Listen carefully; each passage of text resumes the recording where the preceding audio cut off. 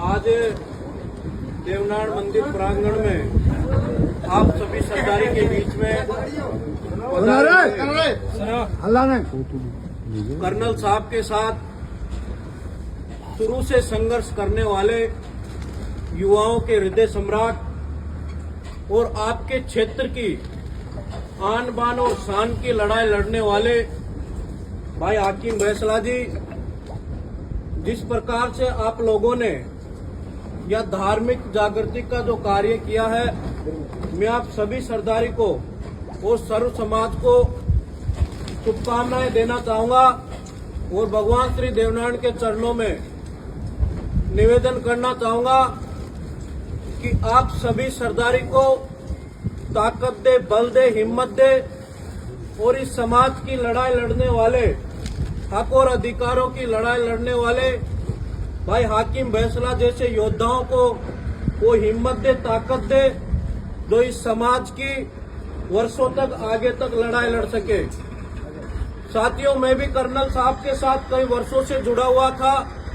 हमारी भी पीड़ा थी कि समाज में कर्नल साहब के बाद कोई ऐसा नेतृत्व करता निकल कर आए जो हम सबकी लड़ाई लड़े, सबको साथ लेकर चले, क्षेत्र की लड़ाई लड़े।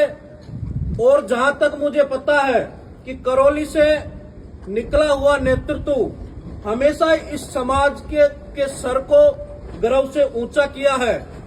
तो आज मुझे खुशी है और आप सब लोगों को पता है कि जो लड़ाई 20 वर्षों से चल रही है पाचना बांध की, उसकी लड़ाई को मजबूती से आपकी ढाल बनकर तोप तलवारों का अकेला सामने करने वाला योद्धा भाई हाकिम बैसला जी आप सबके बीच में है।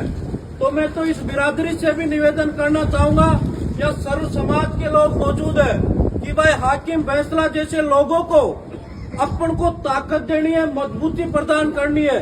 मेरा तो ये क्षेत्र नहीं है, न तो मैं यहाँ चुनाव लड़ने आऊंगा, न कोई वोट मांगने आऊंगा, लेकिन मेरे मन में भी ये पीड़ा होती है कि जो समाज की लड़ाई लड़ते हैं जो भाई, उनके साथ ताकत देने के लिए मैं हमेशा उपस्थित रहता हूं। तो मैं तो निवेदन करूंगा और हम सबको खुशी है, सारे राजस्थान के युवाओं को, कि जिस प्रकार से एकजुटता से आज समाज एकजुट हुआ, इकट्ठा हुआ है, इस बागडोर को हम सबको भाई हाकिम बैसला जी के नेतृत्व में आगे बढ़ाना है। जब भी ये आवाज लगाए, क्योंकि ये आपकी लड़ाई निस्वार्थ और ईमानदारी भाव से लड़ रहे हैं। आप देख रहे होंगे कि जो लड़ाई सरकारों से लड़ी जा रही है, वो विपक्षी लोग जो अपने आप, जबकि हमारे वो विपक्षी नहीं है, फिर भी वो भाई हाकिम बैसला को विपक्षी मानकर, एक अपना दुश्मन मानकर किस तरह का प्रहार कर रहे हैं। तो साथियों, आप सभी से निवेदन करूंगा कि हम सबको सर्व समाजों को साथ लेकर चलना है।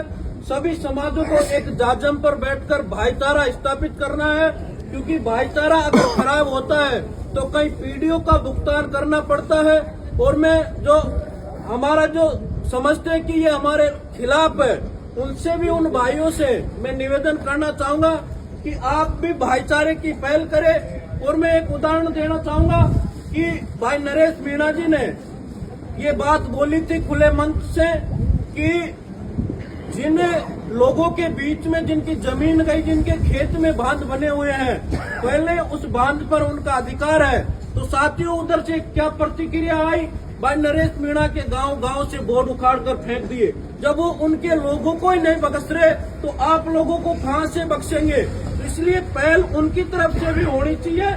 और मैं विश्वास दिलाता हूं भाई हाकिम बैसला को, ये राजस्थान का युवा आपको जितनी ताकत कर्नल साहब के बाद जितनी ताकत प्रदान किया है, वो मैंने आज तक नहीं देखी, क्योंकि समाज आपके नाम पर एकजुट है। आप ऐसा मजबूत संगठन इस समाज में स्थापित करें तो हम सब आपके नेतृत्व में काम कर सके, कर्नल साहब की कमी को हम सब मिलकर पूरा कर सके। उन्होंने जिस उद्देश्य से इस समाज में जागृति लाने का कार्य किया है, जब तक सामाजिक लोग आगे नहीं आएंगे, भाई हाकिम बैसला जैसे लोग इस समाज की बागडोर नहीं संभालेंगे, जब तक ये समाज की ना तो राजनीतिक मजबूत होगी, ना सामाजिक स्तर मजबूत होगा। तो आप सबने मुझे ध्यान से सुना और हम सब भी इच्छुक है भाई हाकिम फैसला जी को सुनने के लिए। उन्हें मैं भगवान श्री देवनारायण के चरणों में निवेदन करूंगा। और आप सबको एक चीज बात और बता के जा रहा हूँ कि मांडल भीलवाड़ा में भगवान देवनारायण का पिछले 50 सालों से मंदिर बंद है। सरकार उस मंदिर को खोल नहीं रही है। मैंने उस मंदिर का ताला खोला, मैं जेल में रहकर आया 17 दिन, मेरे ऊपर मुकदमे दर्ज है। आज बीजेपी की सरकार है, लेकिन हमारा देवनारायण भगवान जो हमारा आराध्य देव है वो आज तालों में बंद है, हम खुले में घूम रहे हैं। तो ये हम सबके लिए हमारे माथे पर ये कलंक है।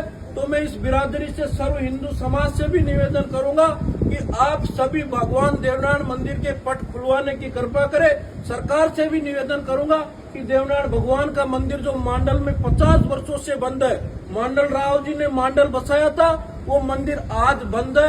ये बड़ा दुर्भाग्य है। मैं निवेदन करूंगा कि समय रहते हमारी वो भी मांग पूरी की जाए, वरना फिर हम आगे की रणनीति बनाकर आंदोलन मजबूती से करेंगे। बहुत बहुत धन्यवाद। राम राम।